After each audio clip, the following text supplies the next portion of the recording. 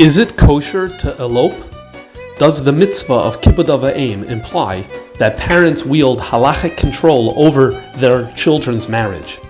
Intriguingly, this question, which was first discussed by halachic authorities in the 15th century, became a factor in the tensions that arose later with the advent of the Chasidic movement in the 18th century.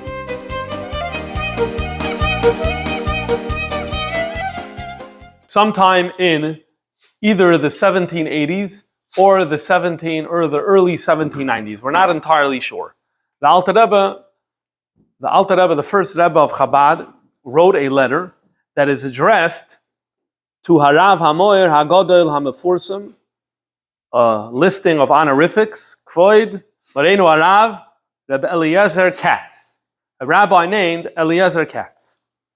What's the background to this letter? When Chassidus began in the second half of the 18th century, one of the things that stood out about the Chasidic movement is the change in davening. That is to change the nusach hatfilah away from the standard nusach Ashkenaz that they had davened with when they were younger, and their parents had davened, and their ancestors had davened for as far back as anyone could remember. Moved away from this nusach hatfilah and moved to other nuschos that were said to be consistent with the way the Arizal taught a person should daven. That's why there was a number of printings of different Sidurim that were said to be consistent with the Kavanas of the Arizal and the teachings of the Arizal. And Chassidus obviously was not limited to this, but one of the things that stood out and one of the things that caused a lot of strife was the change in the nusach of the davening. This is the background to this letter that the Alter Rebbe wrote. We don't have the exact date, to this Rabbi Eliezer Katz. Let's see what the Alter Rebbe wrote. He wrote as follows: Don't be upset about the fact that I'm not going to give you a lengthy response, to respond to your lengthy letter with all of your many pilpulim. God is my witness, I pashat don't have the time. Maybe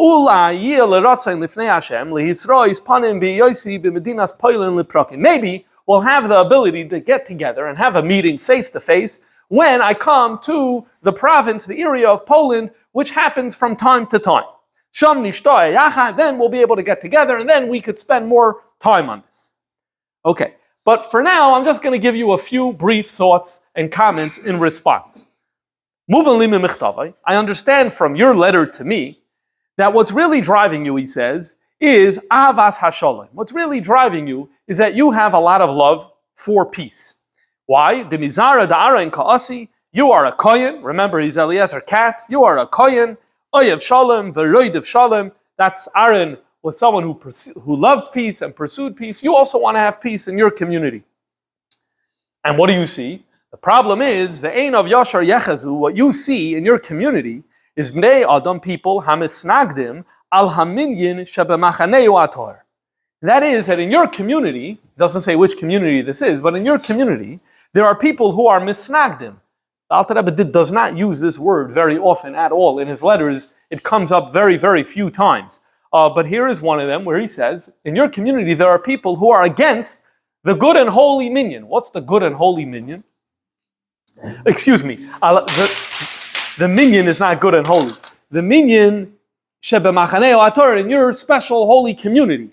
What was the minyan? The minyan was that a group of people who started following the derech of Chassidus said, we're starting a breakaway. We're no longer going to daven in the main shul that davens nusach Ashkenaz. We're going to have a breakaway. And this was for two reasons. Number one, we want to daven slow. We want to daven with more kavana because we want to emphasize more avodas hatfilah. That's one reason why we want to have a breakaway. The second reason, we want to have a different nusach.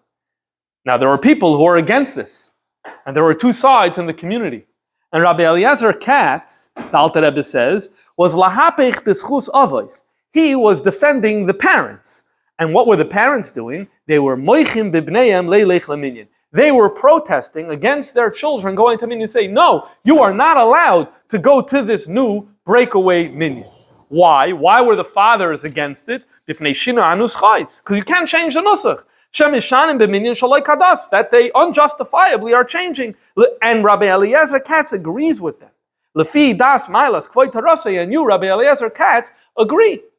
In other words, there's so many issues that are going on, but in this one issue, Rabbi Eliezer Katz is writing to the Alter Rebbe and says, look, there's a problem here in our community. There's this breakaway minion. You're a leader of Chasidim, so you have some sway. I think the fathers are right, because the fathers have a halachic right to tell their children not to go and to change their nusach. Val Kain, and therefore, Gam ha'avois miskavnin l'shem shamayim lefi nas mailas kvoit harasai. You believe that the fathers have the best intentions in mind. This is not politics. This is l'shem shamayim, and they are justified in their protest. So obviously, he tried talking to them in their community. Eliezer Katz did. It just didn't work. It wasn't effective. So he's writing to the Alter Rebbe, explaining why the fathers are right, hoping that the Alter Rebbe will then send a letter to the Chassidim in the community that is saying, yeah, you can't change the nusach of the davening. What was the issue? The issue was very simple.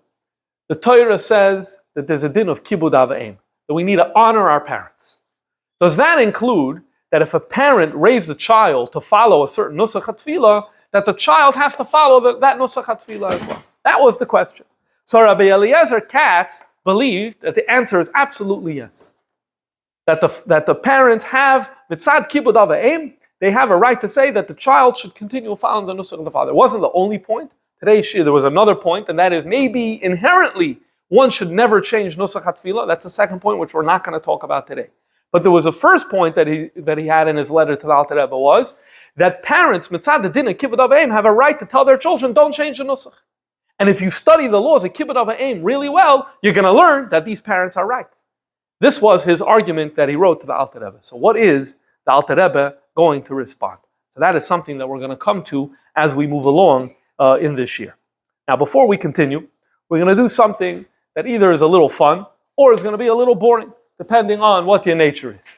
And that is, we want to try to figure out who is this Rabbi Eliezer Katz. Who is this Rabbi Eliezer Katz? The Alter Rebbe writes very nice things. Harav, Hamoer, Hagadol, Hamafursim.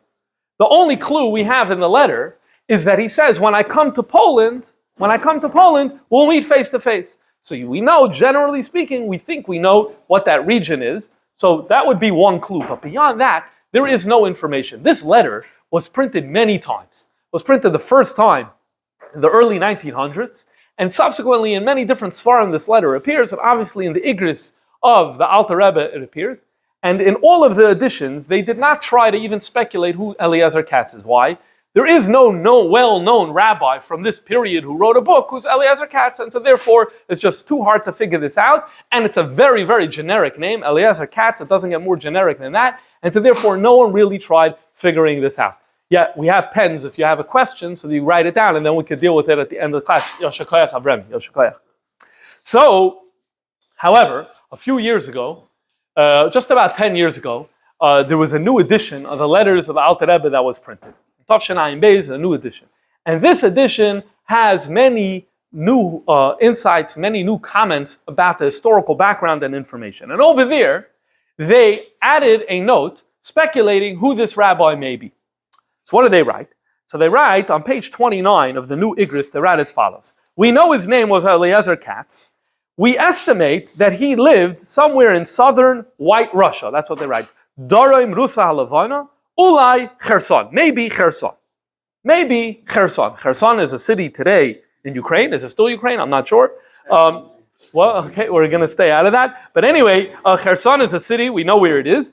And they think maybe Eliezer Katz is from Kherson. Now, the truth is, if you think about it right away, that should raise a red flag. Because if you know a little bit about geography, to call Kherson Poland doesn't make sense. Why is that? Kherson was never part of Poland. Kherson, for many years, was part of the Ottoman Empire. The Russians conquered it sometime in the 1700s, and then it became part of Russia. So for it to be called Poland, there's no historical basis for that. But nonetheless, they wrote that it's Kherson. Why? Why did they write that it's Kherson? So you have to go to page Kuf Nun Zayin of the Igris, and it's where the letter is printed, and they leave a note there, and this is where we figure out why they think it's Kherson.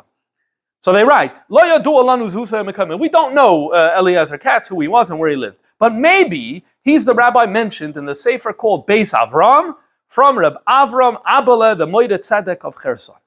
In other words, there is a sefer called Beis Avram. This sefer Beis Avram mentions Eliezer Katz. This Sefer Beis Avram was written by an author named Avram Abela. He was the rabbi in Kherson, and he mentions Eliezer Katz as living here. Look at number 4. Here's the quote from the Sefer. From the Sefer was printed in 1836, 1837, something like that. It was printed around that time. And he writes, it says over there, Vereisi, and I saw, in a tshuva achas, ksivas yad, and handwritten, not printed, la'arav ha'chorif ha'manoyach, moireinu arav Eliezer Katz mi poi, from here. Now remember, Avram Abela of Kherson is obviously from Kherson. So if he's writing Eliezer Katz mi poi, from here, it means Eliezer Katz is from Kherson, or from the immediate villages that are around Kherson. And so therefore, we have a name. The dates, relatively speaking, match up. Manoach means he already passed away. So in the 1830s, when this Sefer was published, he had already passed away. So it makes sense to say that he was alive 20 years, 30 years or so earlier. Maybe it's the same Eliezer Katz, and that's why they speculated that that Eliezer Katz lived in Kherson. Okay. Again, the problem is so obvious. The problem is that the Alter Rebbe says it's Poland. It's very hard to say that Kherson is Poland. So let's open up the Sefer of Beis Avram and let's have a look at the quote. And let's see what it says there. And indeed, the 2 lines over here, Verisi B'tshuva, are there. Itaka says it in the Sefer.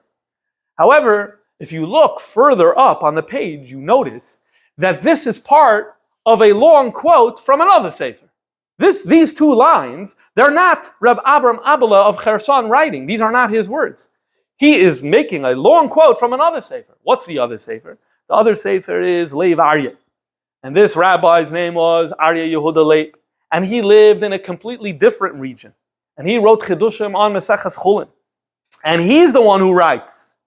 V'hinei ha'bach zal kosav, he writes, he quotes the Bach, then he says, and I saw in the tshuva of Ksav Yad, La'arav ha'chorif ha'manoach moireinu arav Eliezer Katz mi poi, from here, from where I, Aryeh Yehuda Leib, live, who disagrees, and he defends the Bach. I don't know why he's disagreeing with the Bach. Okay, so this is an important error, because now all of a sudden, rather than thinking about a rabbi in Kherson, now we need to think about a rabbi where the Lev Aryeh lived. Who's this Lev Aryeh? So we know about the Lev. The Lev Aryeh, Rabbi Aryeh Yehuda Leib, is actually a, relatively speaking, famous author, and he was a Rav in 2 cities. One city was Podhaites.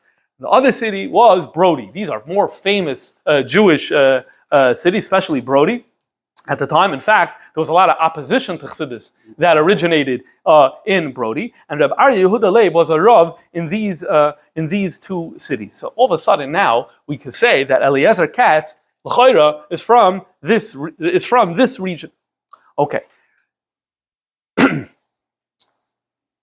What are the dates of this Sefer? When was the Lev Aryeh printed? The Lev Aryeh, he writes in his Sefer, was written between the year Taf Kuf Samach Dalid, 1804, and it was done by Taf Kuf Ayin Aleph by 1811. It was done during that 6-year period. It's very clear if you read the beginning of the Sefer that it was written during that 7-8-year period between 1804 and 1811. So that's when he wrote those words that Eliezer Katz had already passed away, meaning during that period of years, this Eliezer Katz already passed away.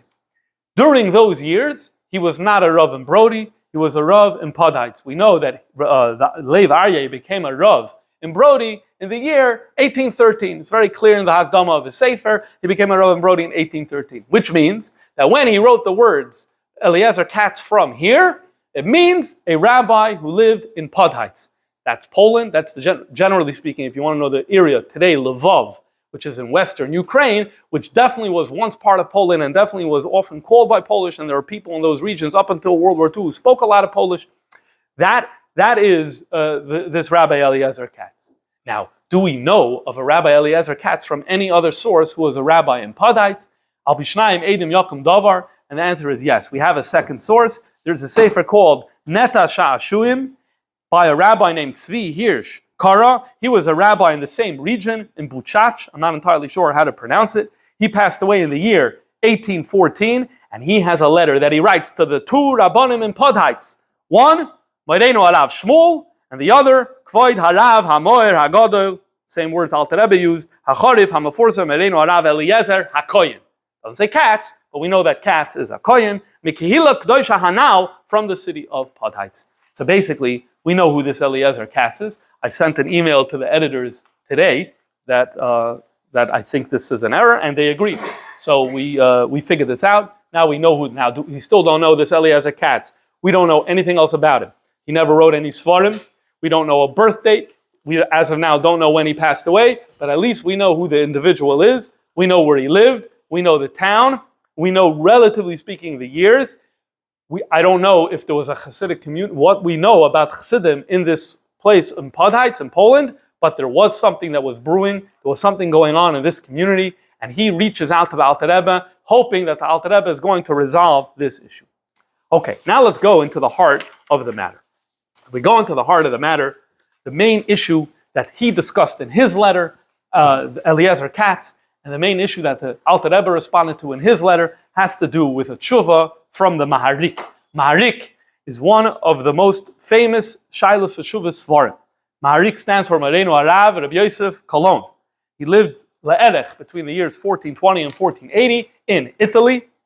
This is, usually we say this is kind of the last generation of the Rishonim. And what really put his sefer on the map is, first of all, it was printed relatively early. The sefer was printed right in the beginning of when Sfarim were being printed in 1519. And so therefore, the Beis Yosef, Rabbi Yosef Karo, when he wrote his work, had access to these tshuvas. And he mentions him, maybe even fear to say hundreds of times in the Beis Yosef. But if it's not hundreds, it's dozens and dozens. And that's what made the tshuvas of the Maharik a very, very important sefer. And there's a lot of groundbreaking halachic rulings that are in the sefer. And what we're going to learn today is actually one of them. So what is the case in the tshuva of the Maharik? Maharik was presented with the following problem.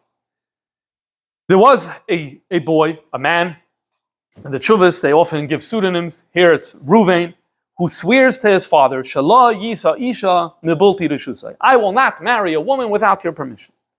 Uvitenem Nishbalov, however, right before he made this shua to his father, Kfar Masar Moida Bifnei Edim, he went to the other room, he got two witnesses, and he made a proclamation. What did he say? I hereby proclaim that the oath that I'm going to give to my father soon is null and void. Levatel shvuasai. In other words, similar to kol nidre. He knew he does kol nidre. What do we do depending on the nusach? But in one of the nuschais on kol nidre, we get up and we say all the shvuas that I'm going to make this year are null and void. So that's what he did. Benegeh, this shvua that he made to his father. Why? So why is he doing this trick? Why did he do the shvua then?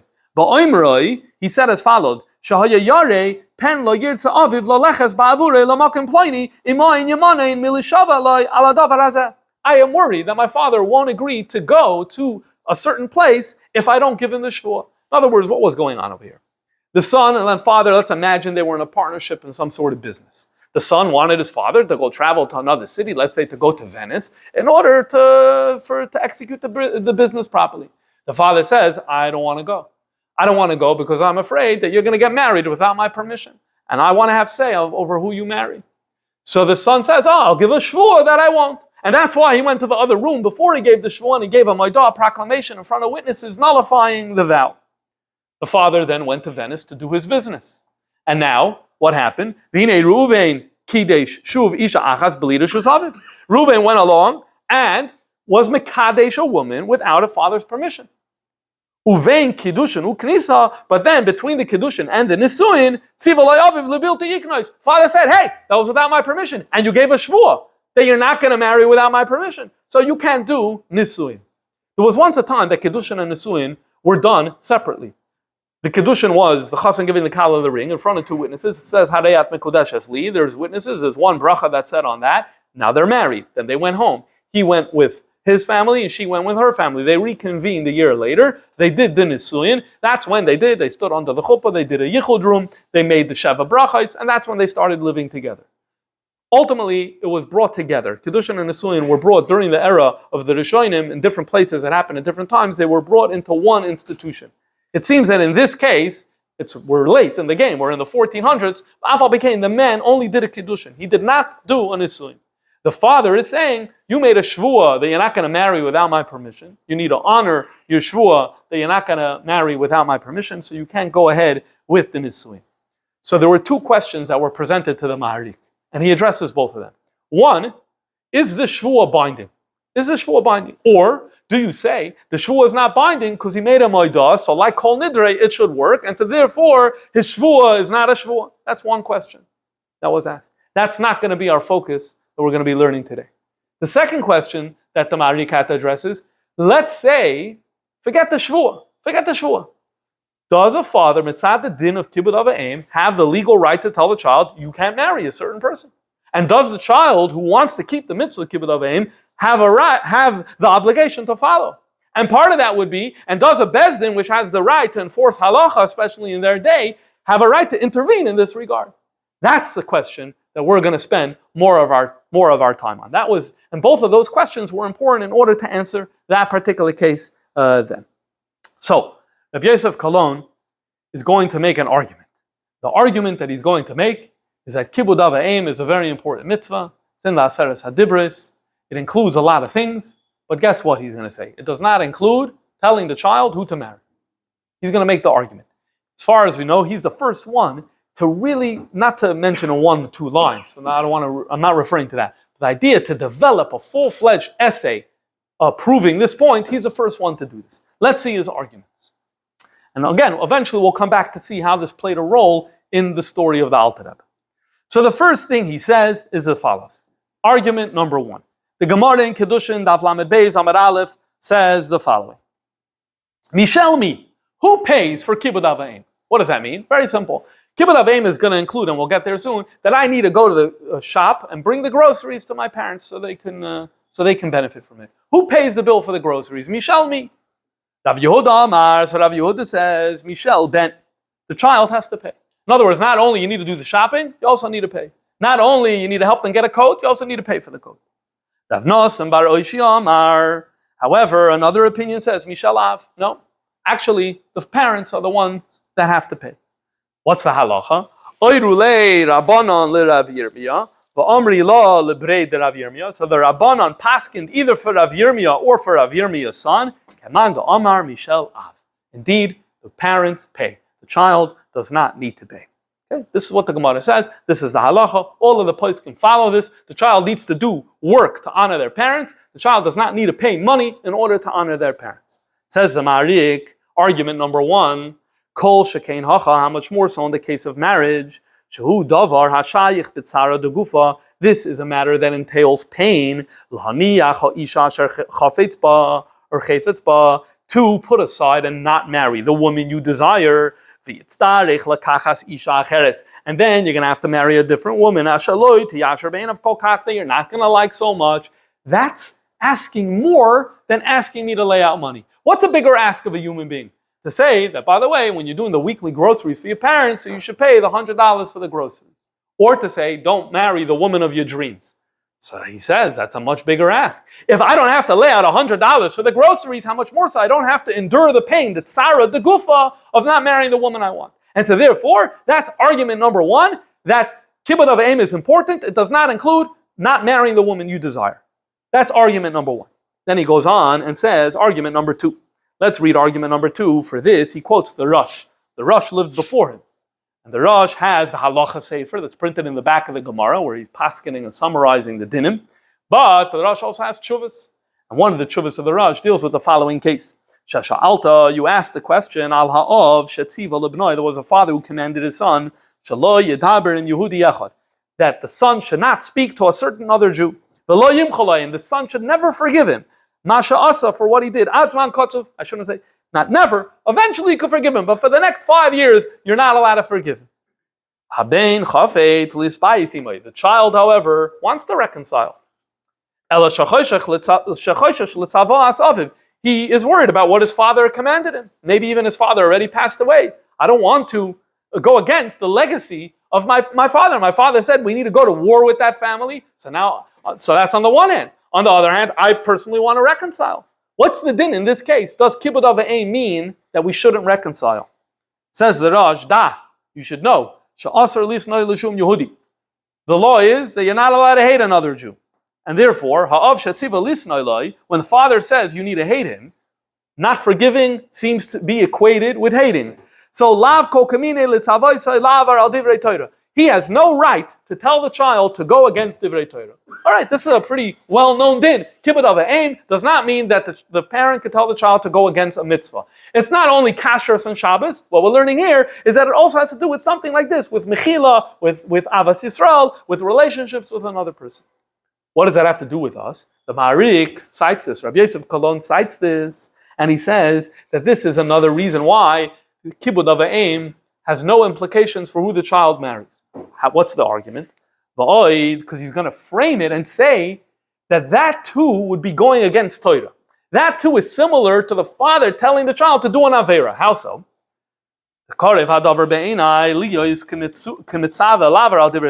It's close. It's not mamish, but it's close to telling the child to sin. Why? It says in the Gemara Kedushin, Taf Mem Aleph Amud Aleph says, Asur la'adam sheyekadesh es ha'isha ad sheyirena. It is forbidden for a person to marry a woman until he sees her. Why is that? The fear is, if a person, how are you mekadesh a woman without seeing her, by the way?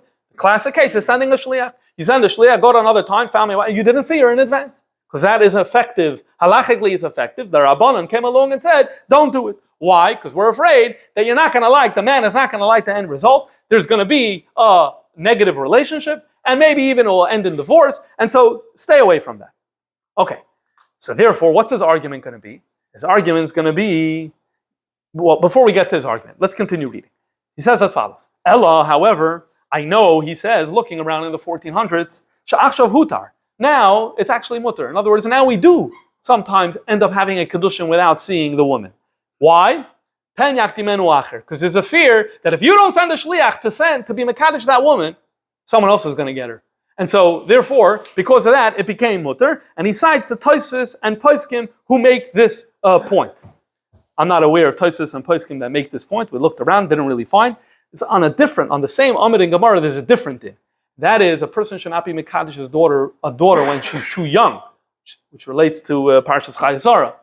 And it's on that some of the poskim say, oh, okay, but we're matir today because if you're going to wait till she grows older, someone else is going to get her, and so therefore you can go ahead and do it now. It could be that what the Ma'arik meant was that the same permission that applies for young marriage also applies for blind marriage. It could be that's what he means.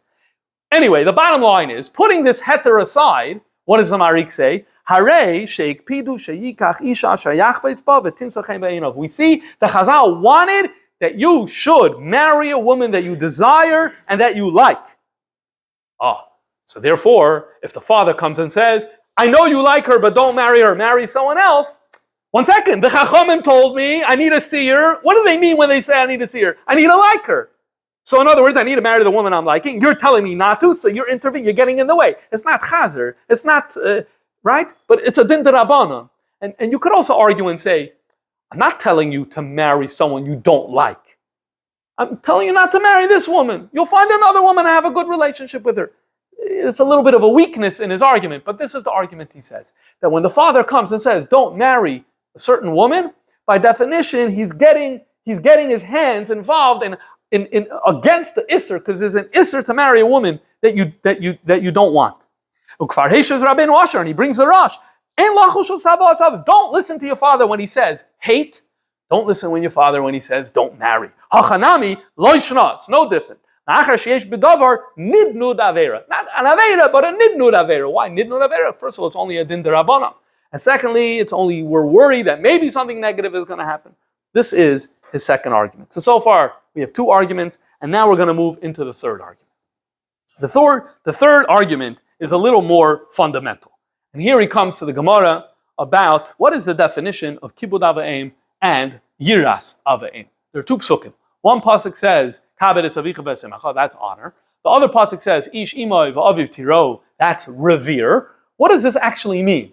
It's very nice to talk in the thin and say, yeah, you need to love, you need to revere, you need to respect, you need to honor. But what does it actually mean? What does it entail? So halacha never leaves things in the abstract. It always comes and says, what does that actually mean? And this is what the Gemara Kedushin does on Daf Lamed Aleph Amud Beis. And it says as follows. What's moira and what's kibud? Moira is as follows. Loi oimeid bimkomi. You don't stand in your parents' place. Rashi explains this is referring to when there's a designated place, when the communal leaders are getting together and they're discussing the community politics, and your father has his place where he stands in that situation, so then you're not allowed to stand in that space. The lo yoshev bimkomi, you can't sit in his designated seat. Same thing, the dinim apply equally with father and mother. The lo soiser es varav, not contradicting him. The lo machriyoi, Rashi explains this means that if your father gets into a debate with someone else, that you don't take the other side. There are other interpretations for that. That's what Rashi says in Kiddushin. That's what moira is. What kibud? What kibud?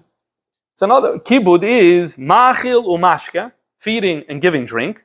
Malbish umechasa, giving clothes, and mechasa is coats and things like that. Machlis umoitzi, bringing in and taking out. Very practical things that a person needs to do. So the Marik, Rabbi Yosef Kolon, looks at this Gemara and he says this is a third argument for why Kibud Av V'Ein does not include who I should marry. How is that? It says the Marik as follows.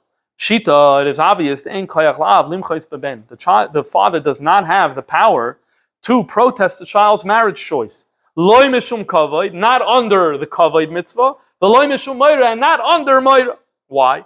The loy shayach kavod. What is kavod? We just learned in the Gemara. Kigoin, things similar to machiloy, mashkeu, malbishoy, manila. It has to be similar to food and drink and clothing. And here he gives a different word, maniloy, which is shoes, which actually comes from the Yerushalmi, as we'll soon see.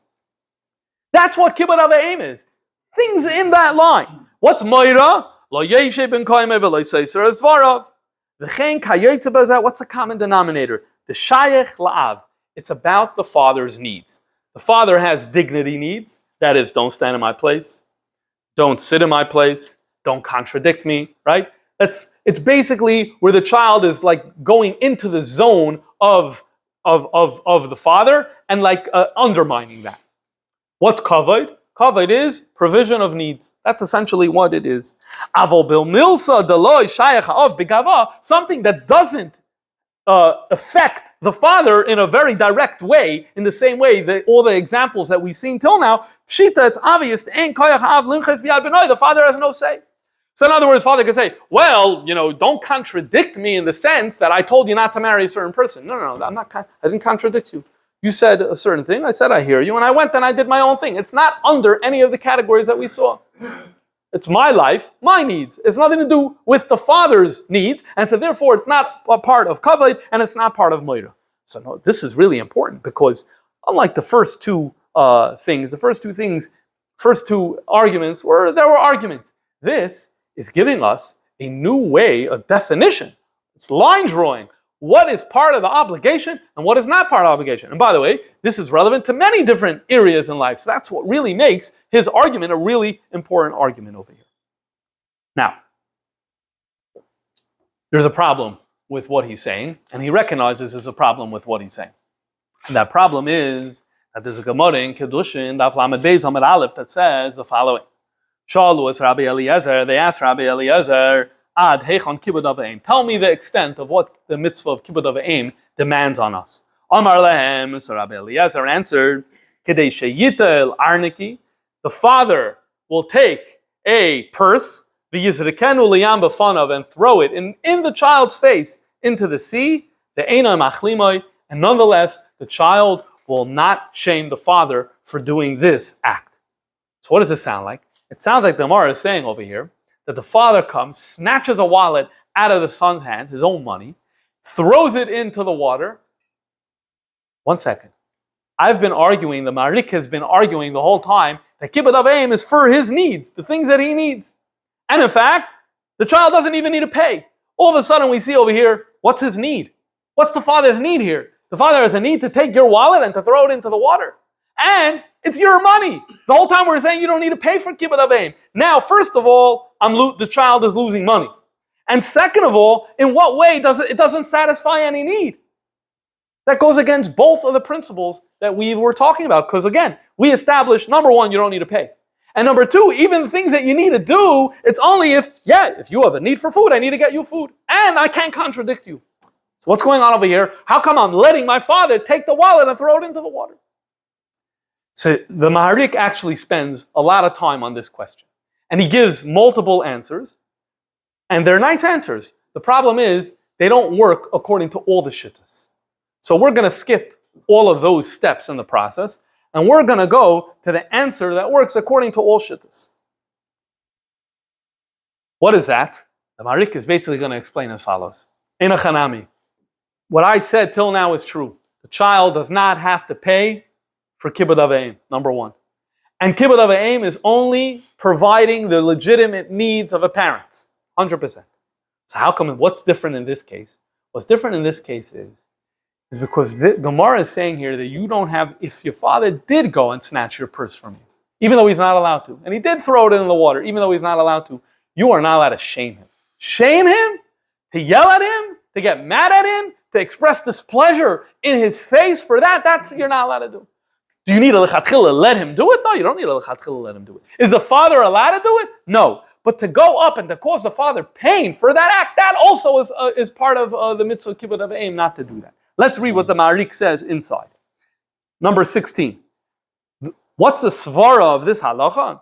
The ein haben rashai lahachlim olav aviv. You're not allowed to shame your father ulitzaroi and to cause him pain b'shvil mamayna because of the loss of your money. Think about it this way. We learned that you're not allowed to contradict him. We learned that you're not allowed to stand in his place.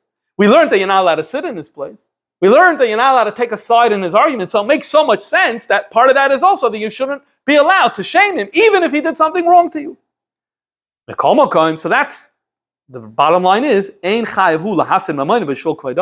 at the end of the day, it doesn't mean that I need to lose my money for kibbud avayim. It remains true that I don't need to lose my money for kibbud av. And it remains true that kibbud av is only things, I only need to do things for things that I only need to do a certain activity, action, if the parents actually need this and it's their legitimate need.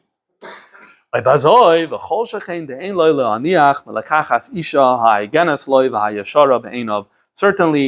father cannot get in the way of the child marrying the woman he desires because of as I've explained. So these are the 3 points that the Maharik makes. Number 1, you don't have to pay for kibbud avayim. Then that is going to mean that you do not need to undergo the pain of not marrying the woman you desire. Number 2, his second argument, we see Chazal really wanted good chemistry in a marriage. So that's like mitzvah-like. So by the father intervening, he's basically telling you to sin. We don't want that. Number 3, kibbud avayim, the definition is giving them the things that they need for their life and not taking away the dignity they deserve. That doesn't apply for the choices you make about your own life of where you're going to live and who you're going to marry, what shul you're going to daven in, etc., etc. That's not part of the mitzvah of kibbud avayim. The throwing the purse into the water. Okay, there's a few answers, but the bottom line answer is, after everything, yeah, it's just saying that you don't have a right to go and cause pain to your father, to treat him disrespectfully because he did something wrong to you. Okay. Now, there's an interesting reception history of this tshuva. It was discussed by many. There was a Rav by the name of Rabbi Elio Kapsali, who lived in the 1500s in Crete. And he's actually a historian, a rabbi historian. He has histories for him that he wrote, both Jewish history and non-Jewish history. Fascinating individual. He learned as a youngster in Italy, and he has a sefer called Mea Sha'arim.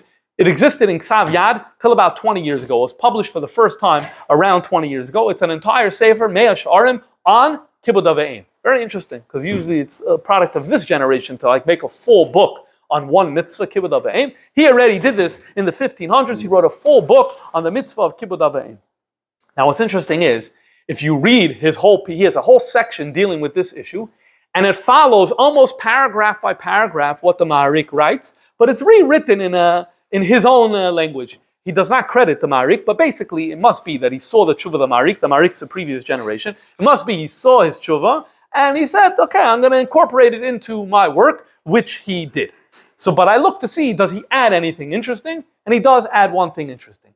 He takes the tshuva of the Maharik, and he says that no less than Shimshon HaGibor actually, and his parents, got involved in this discussion. Why?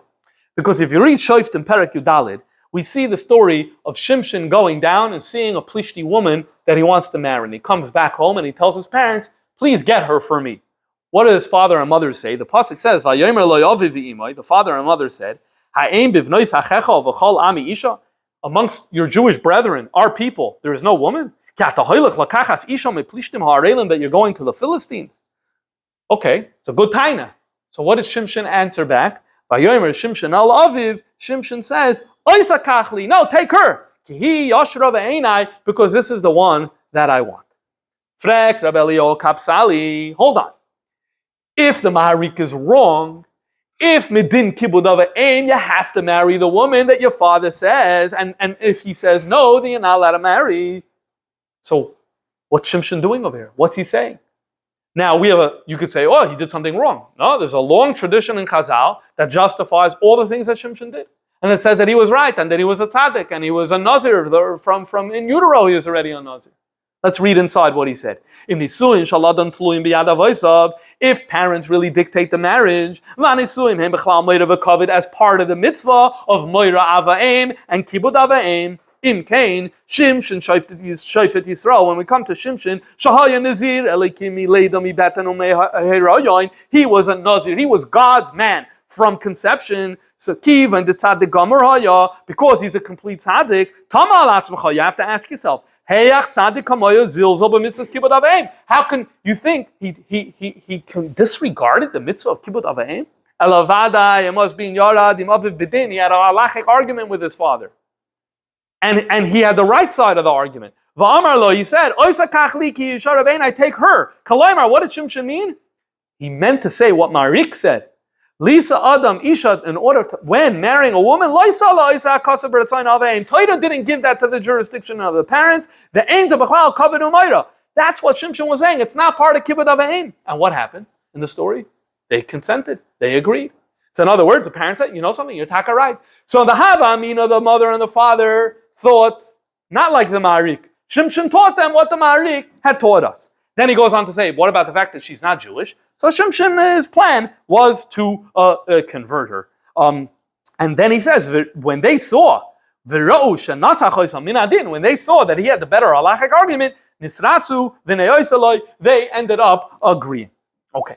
Now, in later generations, it was pointed out by the Meshech Chachma, Rav in Dvinsk, in the beginning of the 20th century, that the emes is, you could see, this answers a question in this week's parsha, in Parshas Chayesar. How so? So this week's parsha, we have the Maisa, where Avram calls Eliezer, and the whole story where he makes him swear, do a shvuah. And the shvuah is that he's going to go down to Aram Naharaim, he's going to find the wife of Yitzchak. And don't you dare take from the Bnei Haknani who are here. Frexich the Shaila, why don't you just call Yitzchak and do this with Yitzchak? Why is he using Eliezer? Make Yitzchak do this. Tell Yitzchak this. Look what he says.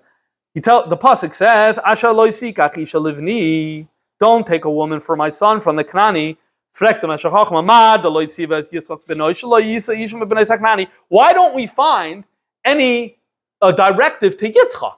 The question is a little different from the way I said it before. It's actually, you would see a pasuk Avram calling Yitzchak over and say, "Don't marry a girl from the Knani." No, he only told this to Eliezer. Which is brought by the Ramah, because indeed the Ramah brings it in Shulchan Aruch. Here we see evidence. The reason he didn't tell Yitzchak is because Avram didn't want to waste his words. And had he told this to Yitzchak, Yitzchak could say, I'm very happy that, no, I don't know, he had to say it respectfully. He could say, thank you very much for giving me that information.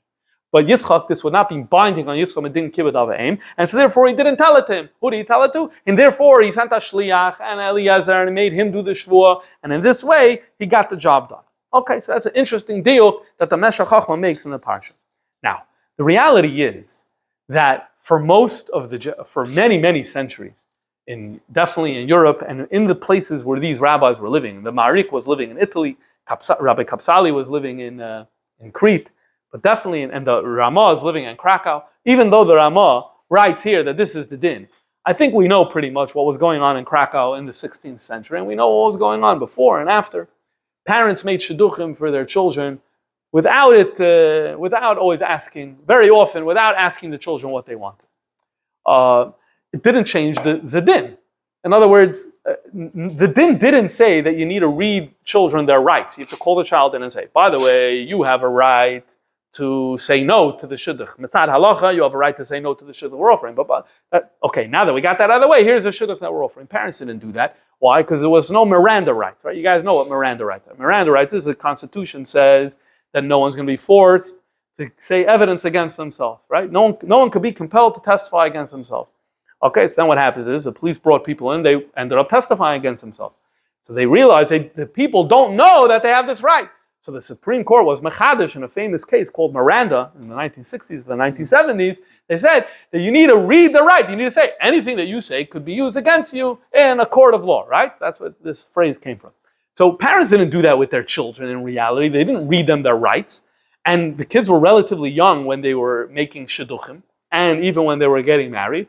And so for the most part, that's the system, the way it worked. So the halacha was the halacha. People weren't violating the halacha. It wasn't like there was a violation of the halacha, but it just happens to be that I don't know how much this halacha actually had an influence on day-to-day life. Okay, what does all of this have to do with the Alter Rebbe? It has to do with the Alter Rebbe as follows.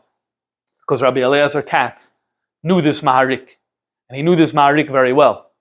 But he wanted to say that the Maharik is wrong. The Alter Rebbe writes in the letter, Va'ava Rabbazu, you love peace so much, he tells this Eliezer Katz, who we now know is from Pud Heights. You love peace so much that kilkala hashura. This made you act in a not normal way. The chasav al tshuvas maharik that you wrote about this tshuva, shu neged mashmos hagamara v'hapoiskim. Eliezer Katz, Rabbi Eliezer Katz, a very important Rav in his day, said that the maharik is wrong. If you read the Gemara well, the maharik's yesoid is wrong. Says the Alter Rebbe, I disagree with you. V'napoichu. To the contrary. And the Alter Rebbe cites a Rashba in Yevamis, which we're not going to get into, which is evidence for what the Marik's approach. The Adarabba, the Alter Rebbe says, Keinu mashmos haGemara. This is the implication of the Gemara Perek Kama, Di Kiddushin. The Alter Rebbe adds a diuk and adds an argument for the Marik. Why? Because what's the lashon of the Gemara? The Gemara says, Eizehu kibud, Eizehu moira. What is, says Alter Rebbe, Eizehu mashma zehu dafke. Eizehu means this. When the Gemara says, what is it? And then it gives an answer, so it means it's limited to that. Now, it doesn't mean it's limited that it's only those four things. I'm sure there's another need, an electrician. A parent needs an electrician for light at home. It didn't specify light. I don't think the Alter Rebbe means to say that it's only food, drink, going in and going out, and clothing, only that, and not helping them get light at home. No, those things are similar to light. These are personal needs that every human being has, and you need to provide it. But a zehu means that it needs to be confined to that category, and it's nothing beyond that, such as, listen to everything that I say. That's already beyond this thing. And then the Alter Rebbe goes on and brings another raya. It's also in the Yerushalmi. There's a beferish Yerushalmi that's mashma like the Marik, and we already know that the Marik was using the Yerushalmi because he used a word from the Yerushalmi that I alluded to earlier. What's the Yerushalmi say? The father gives to the child the following things: Noi, his looks, his good looks, bekoyach, his power, his abilities, oisher, wealth, chachma, wisdom, and shanim in years. I don't really care so much about what the specific meaning of this line is. The Gemara goes and gives psukim how each one is derived. Then it says, just like the father gives the child these 5 things, so the son is obligated in 5 things, tit for tat, corresponding to what the father gave. And here they are. Machil umashke, we had that in the Bavli. Malbish, we had that in the Bavli. Manil, that's the shoes. We did not have it in the Bavli, but the Marik cited it. Manhig, leading, that's very similar to taking in and taking out, meaning taking on the road. What do you see here in the Yerushalmi? 5. It says 5. When you say 5, it means 5. Now again, doesn't mean not the electrician. I don't think anyone interprets it. But the 5 means that these are 5 categories. It needs to be similar to these 5. It can't be a whole new category. Now, what happened here? Why is Eliezer Katz saying, Rabbi Eliezer Katz, why is saying the Marik is wrong? Because he wants to say that Medin Kibbud Ava'im, the father says, we grew up with this nusach, this is what I daven, so I'm telling you, you can't change nusach. Then Medin Torah, the child has to listen. That's what Rabbi Eliezer Katz wanted to say. Now, his problem is the Marik. What's a shaykh to the father? What nusach I daven? That's not your life, that's my life. Leave me alone. So therefore, what did he say? Marik is wrong. What does Alter Rebbe say? No, the Marik's actually right. The children have an absolute right to change a nusach. Again, one issue is if you're allowed to change a nusach, which is not part of this year. Maybe we'll do a part 2 to talk about the issue of Bechlal, is a person allowed to change a nusach? But Benegea, the argument that it's a hepech kibud av aim, the Marik said that's a non-issue, and that's why he's supporting and bringing new rayas for the Marik's position. And then he goes on to say, what about the question of the wallet, right? So remember, the Marik's answer was, yeah, maybe what the father did is not right, but you don't have a right, even in such a situation, to shame your father. Alter Rebbe says that's the correct answer. Alter Rebbe also brings the other answers that we didn't discuss. Basically, it's a full-fledged support of the tshuva of the Marik. The Marik gave 3 arguments of the third one. The first 2, the Alter Rebbe didn't get into. That is, tsar versus that stuff he didn't get into. But the third argument, which is why I said the most important part of the tshuva, where the Marik draws lines of what's covered and what's moira, what's in and what's out, the Alter Rebbe is full-fledged support for this position. Then, Alter Rebbe says as follows. Here's where it gets interesting.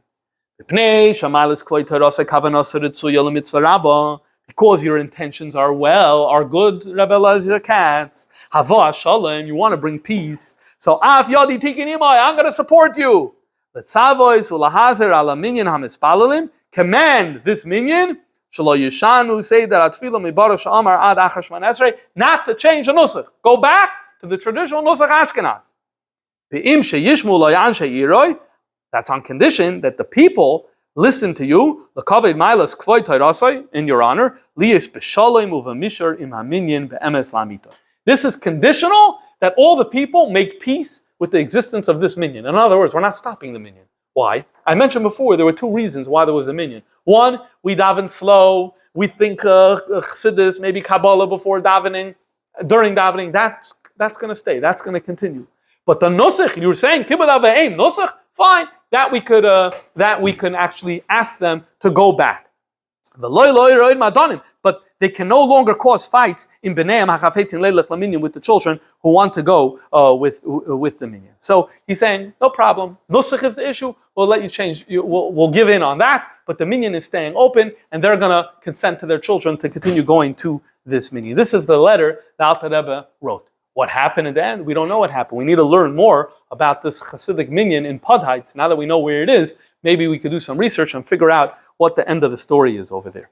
Now, a few things just to wrap up this interesting topic. Again, there's so much other areas of relevance to the dinim of kibbud av aim, both in terms of what we should be doing and what we lav dafke need to be doing.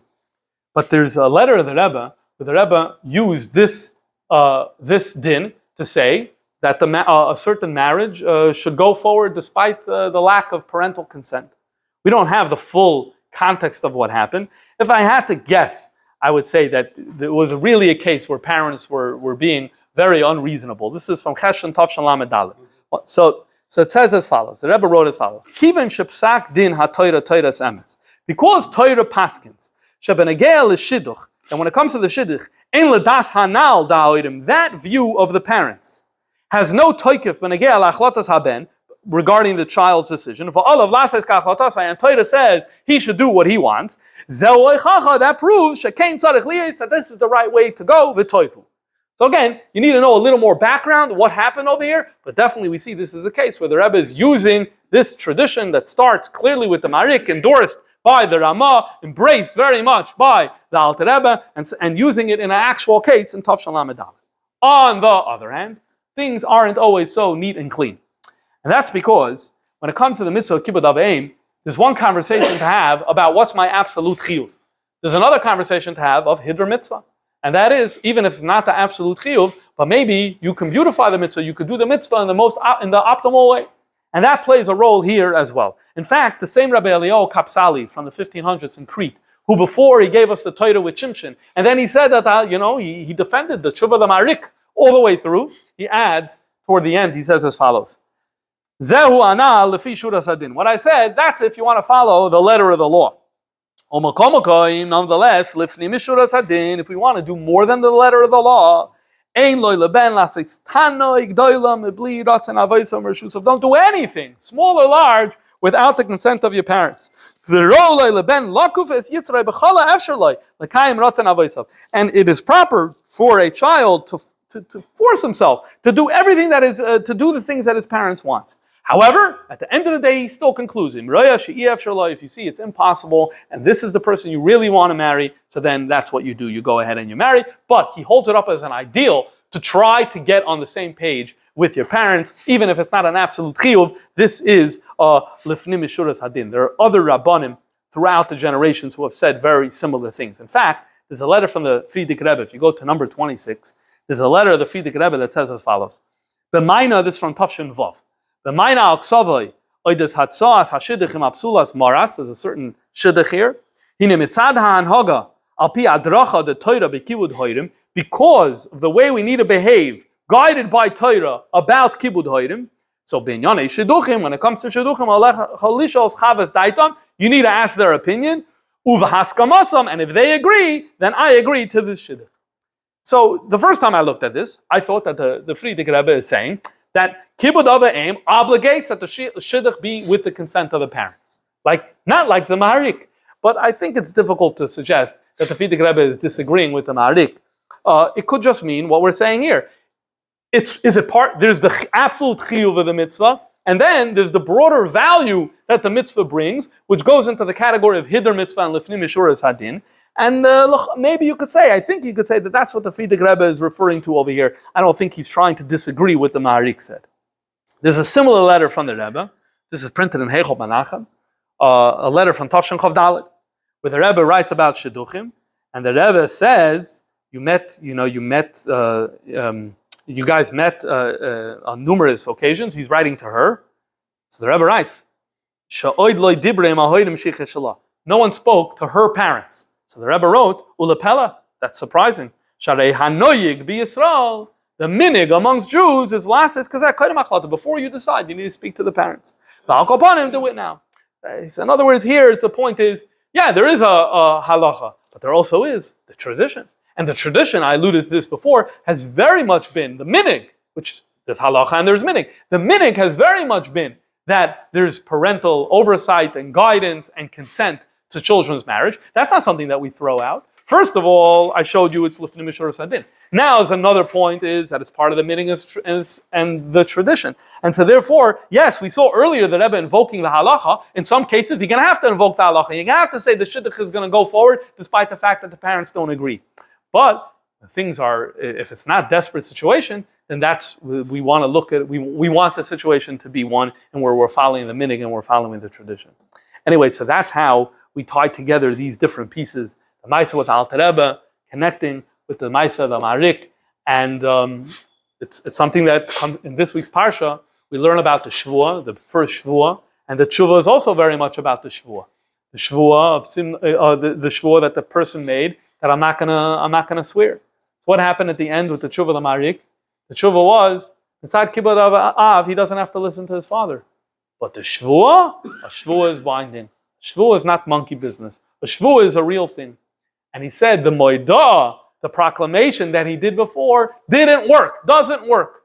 And for this, he goes to explain, you have to learn the dinim of when a Moedah works, when a Moedah doesn't work, which we're not going to get into now. The bottom line is, he said the Shvuah is a real Shvuah. So the only way forward for this guy was to get his father to agree to the shidduch, because that was the shvuah that he did. But that's only because of the shvuah of the simna yod chatachas yirechi. It's not because of the din of kibbud avayim. It has nothing to do with kibbud avayim. This is the groundbreaking shuvah of the Maharik.